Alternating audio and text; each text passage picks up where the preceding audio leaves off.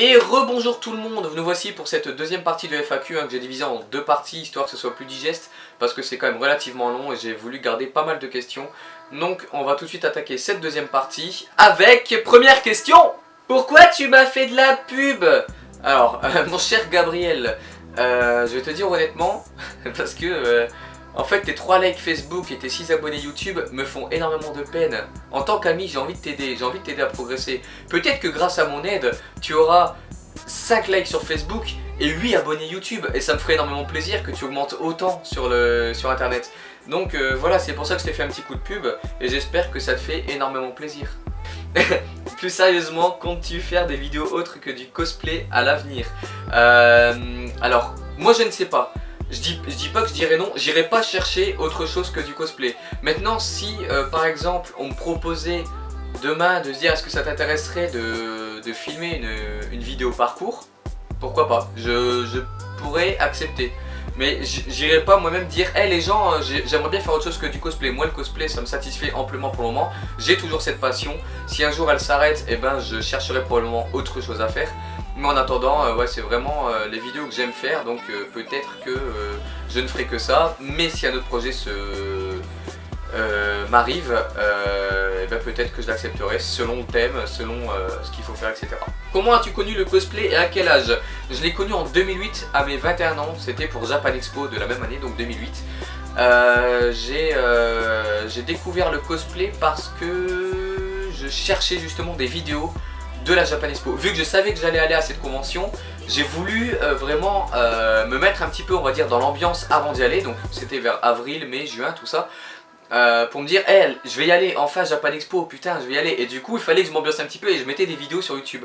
Et c'est là que j'ai découvert qu'il y a eu pas mal de cosplayers, etc. qui s'y rendaient, souvent de qualité. Et du coup, ben, moi ça m'a intéressé. Je me dis, putain, je vais voir ça en vrai, c'est génial. Donc du coup voilà, en 2008 j'ai découvert le cosplay comme ça. Et c'est vraiment à partir de 2009 que j'ai commencé à sympathiser avec des cosplayers, dont la première est Nuna Cosplay. Vraiment, je crois que c'est la première cosplayeuse avec qui j'ai vraiment sympathisé.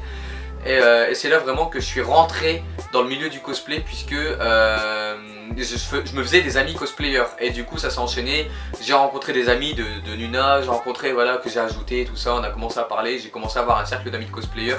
Du coup j'étais parti dans le cosplay, quoi, voilà. Fais-tu du cosplay?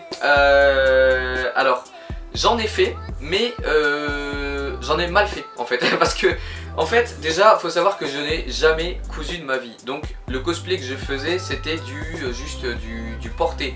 En fait, c'était soit du acheté, soit du placard, en fait, hein, genre cosplay zombie, tout ça. Soit fait par une amie, en fait. Voilà, j'ai fait 3 cosplays en tout. Et voilà, il y avait acheté, placard et fait par une amie. Donc, jamais avec une aiguille moi-même. J'ai jamais fait de cosplay moi-même. Ensuite, j'ai arrêté. Parce que déjà je préfère la vidéo, forcément, ça me correspond plus. Et je me trouvais pas photogénique. J'ai essayé de faire les deux, mais ça marche pas non plus. Parce que quand tu dois poser pour des photographes en tant que cosplayer, filmer des cosplayers pour faire ta vidéo et tenir des accessoires alors que tu veux filmer, donc tu dois toujours avoir quelqu'un, tiens, regarde-moi ça, machin. Ranger ton appareil quand tu dois être pris en photo, ça devient vite ingérable. Et du coup, dans les deux cas, soit je ratais des shoots, parce que j'étais quand même en groupe, soit je ratais des shoots, ou soit je ratais des scènes à filmer. Et dans les deux cas en fait j'étais perdant, donc j'ai préféré arrêter le cosplay et me mettre intégralement à la vidéo. Yuki Doll est-elle gentille avec toi? C'est un démon, mais j'aime ça, non. Elle est adorable, vraiment. C'est une cosplayeuse qui a cette joie de faire du cosplay sans se poser toutes les questions qu'il y a autour. Elle n'est pas encore dans... et j'espère qu'elle n'y sera jamais. Mais bon, il y a énormément de putissage, c'est pas un secret, il y a énormément de putissage dans le cosplay. Et elle n'est pas encore atteinte par cette maladie qui engraine cette passion. Elle aime tout le monde, elle a envie de faire des selfies avec tout le monde, elle est fan de tout le monde. Et en plus, si ma chaîne YouTube a été relookée, etc., genre bannière, mise en place des vidéos, playlist, miniatures refaites, c'est aussi grâce à elle parce qu'elle m'a aidé, elle m'a un petit peu, on va dire, botté les fesses pour que je le fasse. Donc voilà, elle est adorable, sans compter qu'elle me fait énormément de pubs aussi, j'ai failli oublier de le dire, mais elle me fait énormément de pubs. À chaque fois sur ses vidéos, elle se sent obligée de me mettre un lien vers ma chaîne. Et grâce à elle, bon, il faut dire, j'ai aussi eu pas mal d'abonnés. Donc ouais, vraiment c'est une personne adorable et une cosplayeuse talentueuse. Donc si vous la connaissez pas, allez faire un tour sur sa page, voilà. Tes 3 vidéastes favoris? Je déteste cette question. Non, bon, on va faire le petit classement quand même. Sachez déjà en premier temps que ça n'engage que moi, voilà. Et ce n'est pas parce que je fais un classement de 3 vidéastes que je n'aime pas tous les autres. Hein, c'est juste, voilà, bon, tout le monde a des préférences. Moi j'ai aussi des préférences forcément en termes de contenu. Et même si je vais élire actuellement 3 vidéastes, ça ne veut pas dire que toutes leurs vidéos sont mieux que toutes les autres vidéos des personnes que je n'ai pas dites. Des fois il y a des vidéos de ces vidéastes qui ne plairont pas et des vidéastes que je n'ai pas cités que je trouve qui ont fait une meilleure vidéo, voilà. Bon, je commence à m'embrouiller, donc l'idéal c'est que je commence. Vraiment celui que je mettrai en premier, ce serait Sneaky Zebra, parce que on a un travail assez proche en fait, même si lui a plus de qualité forcément, je veux pas dire que je suis comme Sneaky Zebra, mais on a une façon de vouloir créer une vidéo cosplay de la même façon, c'est-à-dire que c'est dynamique, il y a des accélérations, des ralentissements, voilà, qui sont plutôt bien placés, et c'est synchro sur la musique, voilà, c'est un petit peu les éléments qui en ressortent de nos vidéos. Et du coup c'est vrai que Sneaky Zebra, à chaque fois que je regarde leurs vidéos, je suis rarement déçu, rarement, mais très rarement. Ça m'est déjà arrivé de ne pas aimer force une vidéo, mais sinon le reste à chaque fois j'étais en mode waouh, ah, j'adore, et je devais me la re-regarder, parce que j'adorais ça. Ensuite, je mettrais Azimagic, parce que Azimagic, déjà il a créé l'European Cosplay Videographer, hein, donc la communauté vidéaste européenne, et c'est génial parce que déjà ça prouve de l'engagement de la personne à vouloir créer des liens avec d'autres vidéastes. Personne d'autre avait essayé. Hein. Voilà, c'est Azimagic vraiment qui a fait ça et ça marche plutôt bien puisqu'on a pu dialoguer avec des vidéastes européens, rencontrer des vidéastes européens. Même les petits vidéastes sont acceptés, enfin selon ça après c'est différent. Voilà, il y a des critères pour rentrer à l'ECV, mais tout ça pour dire que voilà il l'a fait. Et en plus ces vidéos ont une qualité assez impressionnante, surtout sur le multiplan en fait. J'adore sa façon de gérer le multiplan puisque souvent c'est très bien raccordé. Je vous invite à regarder la vidéo de Japan Party qu'il a fait, notamment le passage avec Korra de l'Avatar, et vous allez comprendre ce que je veux dire par la qualité du travail qu'il produit en termes de multiplan, et voilà, il fait souvent des vidéos exceptionnelles, donc voilà, pour ça que je l'ai mis en deuxième. Et en troisième je mettrai Smiley Panda, parce que Smiley Panda c'est une personne qui a commencé ici, qui a très vite terminé là, tu vois, et il continue de monter en fait. Là ma main n'est pas assez haute, tu vois, il me faudrait une rallonge de main, mais ça se vend pas en commerce. En plus, voilà, déjà bon pour ça, mais c'est pas le seul critère pour Smiley Panda, c'est aussi parce qu'il se renouvelle incroyablement vite et incroyablement bien. Il arrive à faire des vidéos calmes, des vidéos très dynamiques, des vidéos saccadées, des vidéos pop, machin traditionnel avec slow motion, etc. Et c'est tout souvent, dès sa première tentative, c'est impeccable. Sans compter que des fois il met même un petit peu d'After Effects pour faire des jolies transitions et tout. Du coup il y a une prise de risque chez lui constante qui fait que voilà, moi aussi j'adore ce qu'il fait parce que je me lasse jamais de ses vidéos. À chaque fois quand je regarde une vidéo de Smiley Panda, elle est différente de la précédente. Donc voilà, pour moi mes 3 vidéos favoris sont Sneaky Zebra, Azimagic et Smiley Panda. Voilà. Penses-tu devenir Global Elite? Non, jamais de la vie. Combien de cosplayeuses as-tu pécho? La vraie question c'est combien j'en ai pas pécho. Et à cela je te répondrai à peu près autant qu'il y a d'étoiles dans l'espace. Pourquoi cette casquette? Mais sérieux, ça fait Kevin ou Zaki qui fait du tuning ces week-ends? Sapo. Alors cette casquette, pourquoi cette casquette cher ami? Parce que c'est la casquette que j'utilise lorsque je fais des vidéos cosplay en fait. C'est un petit peu la casquette on va dire de l'ECV. On s'était tous fait une casquette avec le même logo etc.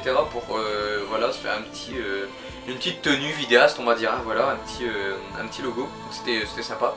Maintenant heureusement que l'habit ne fait pas le moine, hein, parce que je pense être loin d'être un Jackie qui fait du tuning. Cela dit, maintenant que tu m'as dit ça, si tu veux je peux t'en faire une. Qu'attends-tu de tes spectateurs? Qu'attends-tu de tes spectateurs, comportement, etc. Qu'est-ce qui t'a motivé à faire des streams?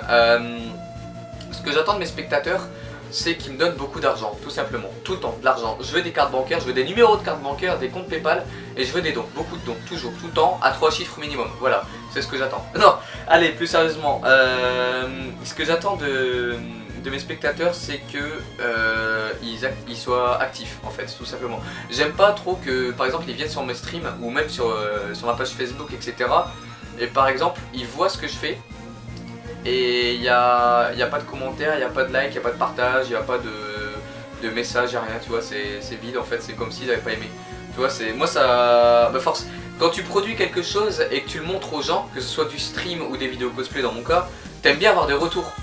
Enfin, t'aimes bien savoir si les gens ont aimé, t'aimes bien savoir que ça a plu, surtout, hein, forcément. Et du coup, c'est vrai que moi, par exemple, quand je stream, puisque là, on parle principalement des streams également, quand je stream et qu'il n'y a pas de message dans le chat, même s'il y a par exemple une dizaine de viewers et qu'il n'y a pas de message dans le chat, j'ai l'impression d'avoir raté mon stream.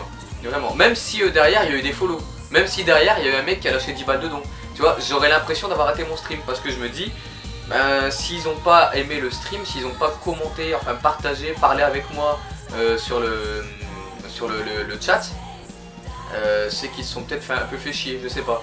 Donc du coup, voilà, moi tout ce que j'attends de mes spectateurs c'est ça, c'est que ils participent. Ils parlent avec moi, voilà, merde, on est sur des réseaux sociaux, qu'on en profite quoi, voilà, c'est tout. Qu'est-ce qui t'a motivé de faire des streams? C'était la deuxième partie de la question.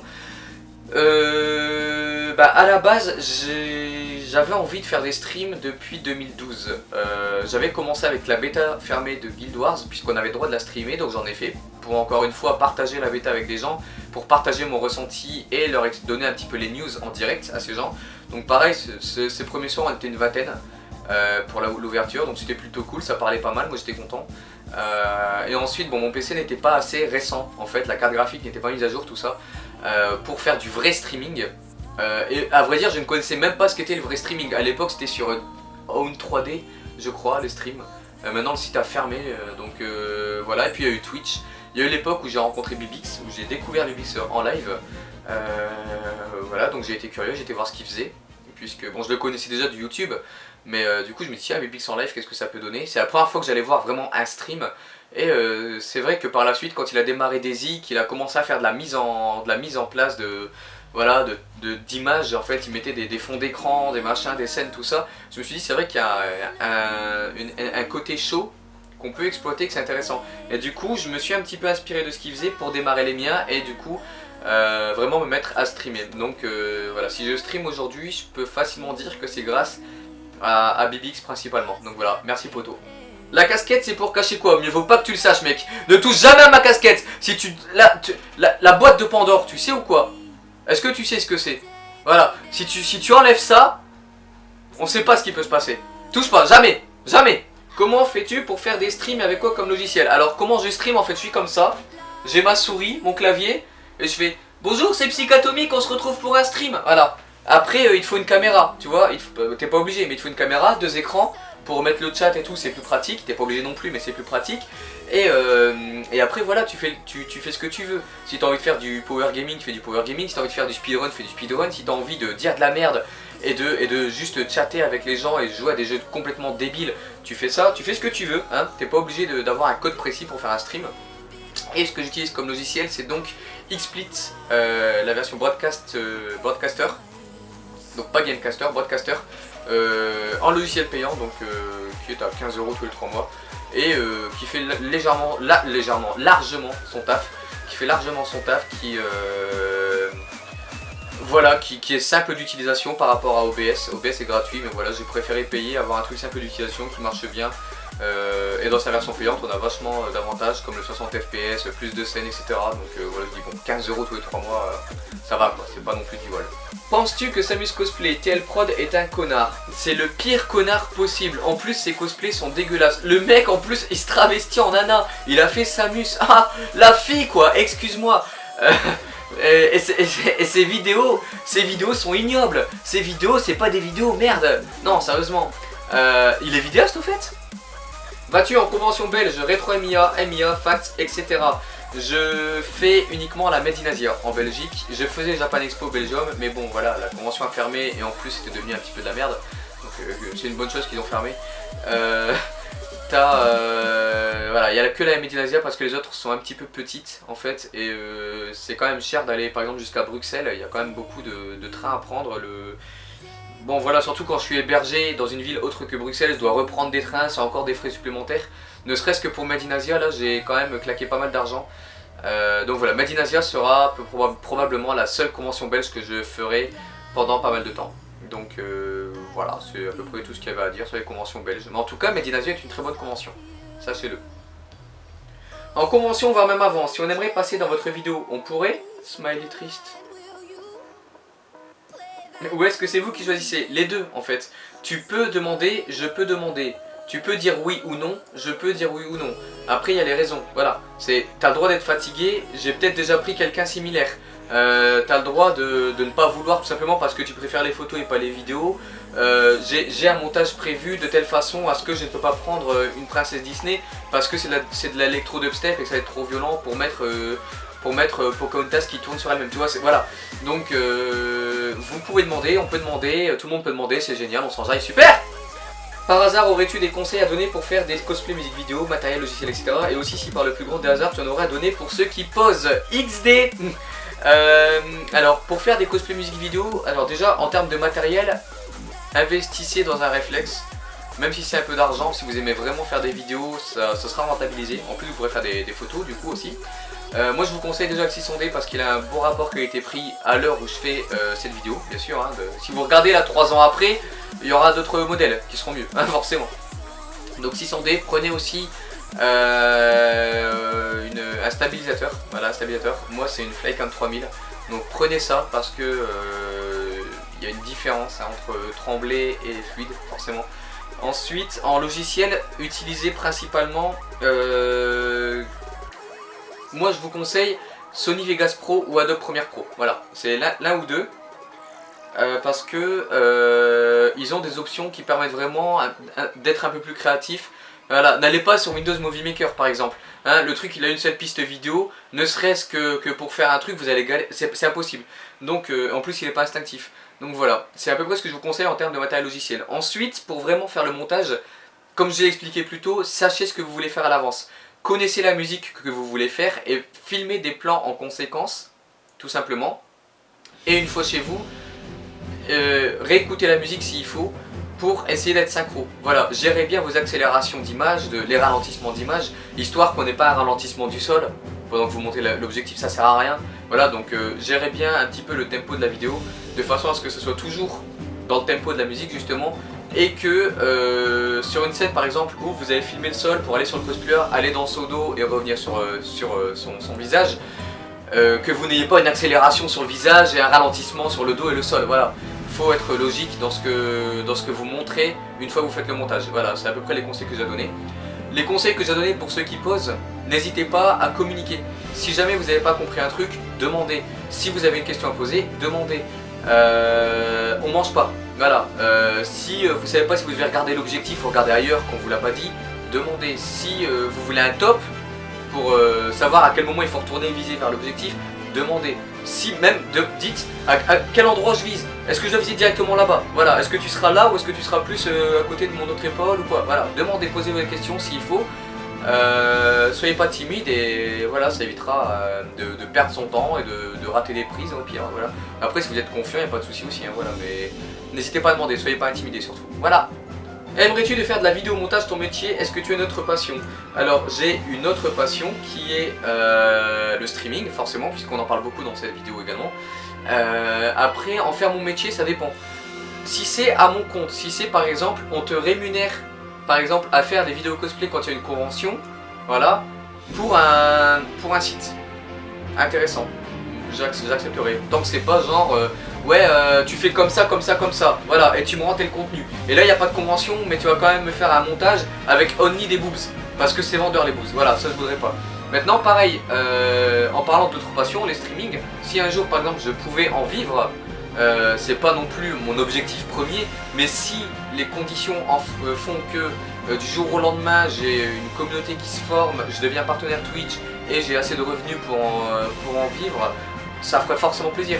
Qui n'aimerait pas vivre de sa passion? Voilà, tout le monde aimerait vivre de sa passion tant que ça ne devient pas une corvée à cause de quelqu'un qui vous exploite, forcément. Voilà, donc c'est un peu le rêve de tout le monde et forcément que c'est un rêve, mais je pousse pas non plus. Tu vois, je suis pas en mode hey, je vais tout mettre, tout faire pour que les gens m'aiment, je vais filmer des boobs, je vais filmer que du cosplayer famous, je vais faire parler de moi, je vais faire que de la pub, je vais sponsoriser mes vidéos, allez c'est parti les streamings, je vais demander à Bibix qui me raid, tiens allez vas-y. Non voilà, je suis quand même pas comme ça, si vraiment je dois réussir dans ce milieu, je le ferai proprement. Voilà, ça c'est quand même encore plus important, c'est d'avoir les valeurs qui te permettent de réussir. Donc voilà, je pense que c'est à peu près tout ce qu'il y avait à dire.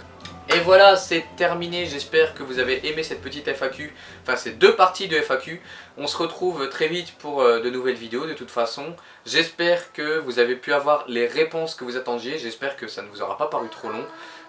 Pour ceux qui regardent mes streams, on se retrouvera très vite en stream, forcément. Et pour ceux qui suivent un petit peu les vidéos cosplay, n'oubliez pas que ce week-end, donc bien sûr à la date de la vidéo, hein, ce week-end il y a Harajuku, donc j'y serai et je ferai une vidéo cosplay si le temps m'y autorise, parce que s'il pleut, je vais forcément. Et ensuite je serai également à la Paris Games Week en compagnie de tous les Spacefuckers et pas mal de streamers aussi.